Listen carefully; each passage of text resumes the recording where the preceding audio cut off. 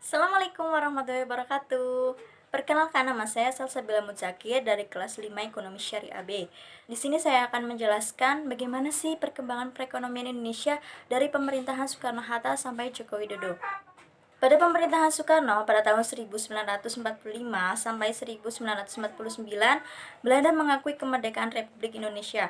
Dampak dari waktu perang kemerdekaan tersebut mengalami kerusakan aset produksi sampai turunnya kapasitas produksi, terganggunya kegiatan rutin produksi sampai turunnya ekspor impor karena blokade Belanda, dan mencetak uang baru. PDB (Produk Domestik Bruto) di Indonesia di masa Perang Kemerdekaan Indonesia mengalami kontraksi. Perang kemerdekaan tersebut mengalami turunnya berbagai kapasitas produksi. Dapat dilihat oleh grafik PDB dan penyebab turunnya kapasitas produksi pada tahun 1947. Yang pertama, kapasitas produksi pada tanaman pangan turun sebanyak 70-75%. Yang kedua, disusul oleh perekonomian rakyat ikut menurun pada tahun 1947 sebesar 30-35%. Yang ketiga, 20-25%. Perkebunan juga ikut menurun. Yang terakhir, perikanan dan pertambangan juga ikut mengalami penurunan.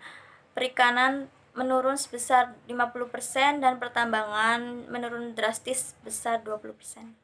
Pemerintahan Soekarno, PDB per kapita Indonesia sebesar Rp5.523.863. Badan Pusat Statistik mengukur pertumbuhan ekonomi pada tahun 1961 sebesar 5,74%. Lalu di tahun 1963, pertumbuhan minus 2,2.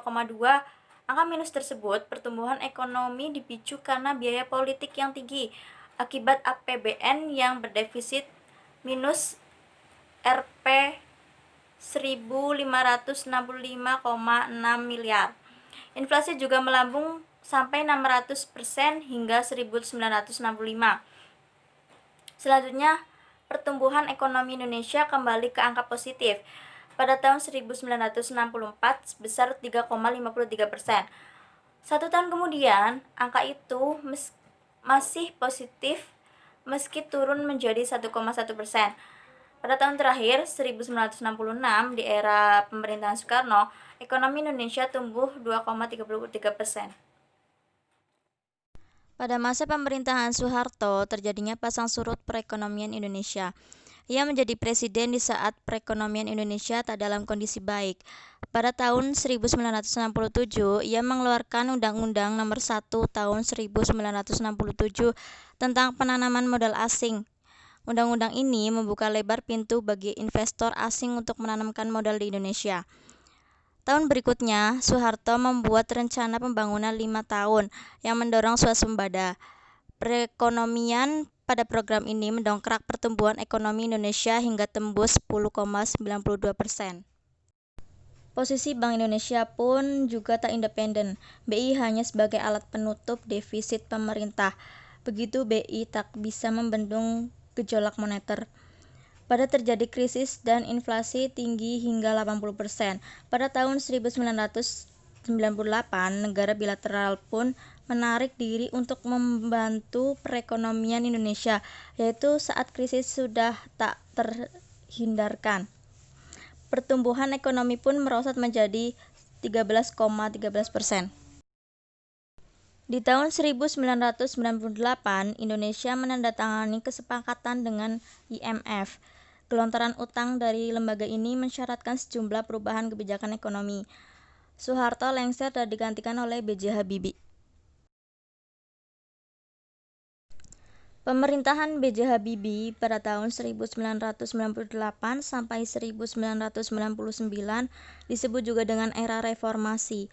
Salah satu tantangan sekaligus capaiannya adalah pemulihan kondisi ekonomi.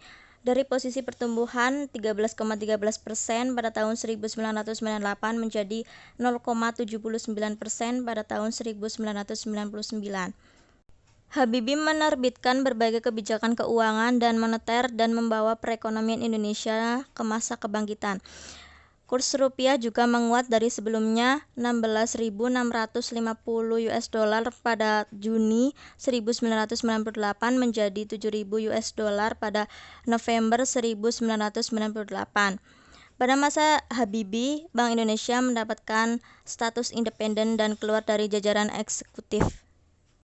Abdurrahman Wahid pada tahun 1999 sampai 2001 alias disebut juga dengan Gus Dur meneruskan perjuangan Habibie untuk mendongkrak pertumbuhan ekonomi pasca krisis 1998.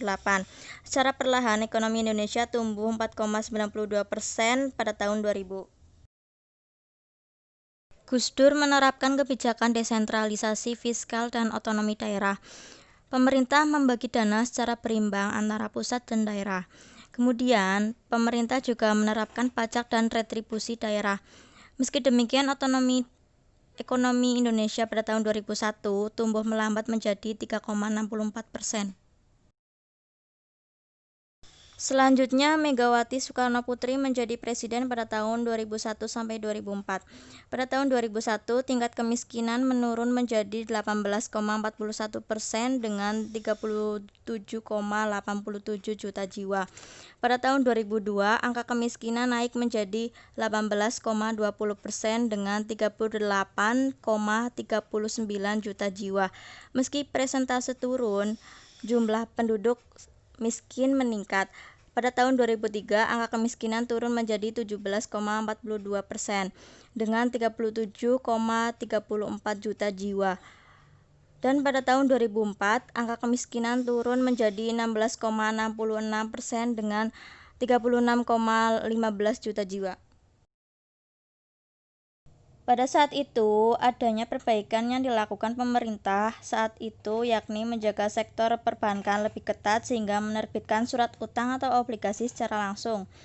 Perekonomian Indonesia mulai terarah kembali, namun ekonomi Indonesia bisa lebih mandiri dengan tumbuhnya pelaku-pelaku ekonomi. Dilanjut presiden yang ke-6 yaitu Susilo Bambang Yudhoyono pada tahun 2004 sampai 2014. Pertumbuhan Indonesia cukup menggembirakan di awal pemerintahannya pada tahun 2005. Pada tahun 2006, pertumbuhan ekonomi Indonesia sedikit melambat menjadi 5,5%. Di tahun berikutnya, tepatnya 2007, ekonomi Indonesia tumbuh di atas 6%, yaitu 6,3%.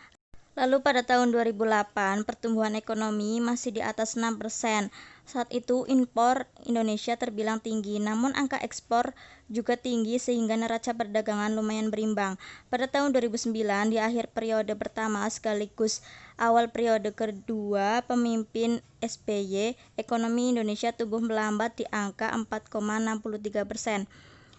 Lalu pada tahun 2010, ekonomi Indonesia kembali tumbuh dengan capaian 6,22%. Pemerintah juga mulai merancang rencana percepatan pembangunan ekonomi Indonesia jangka panjang.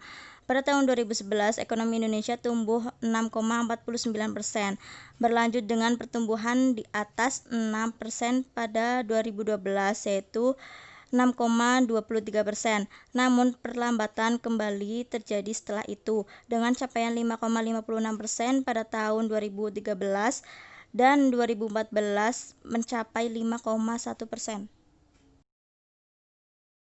Joko Widodo, presiden terakhir yang meneruskan pemerintahan SBY, merombak struktur APBN dengan lebih condong ke investasi, pembangunan infrastruktur, dan melakukan efisiensi agar Indonesia lebih berdaya saing.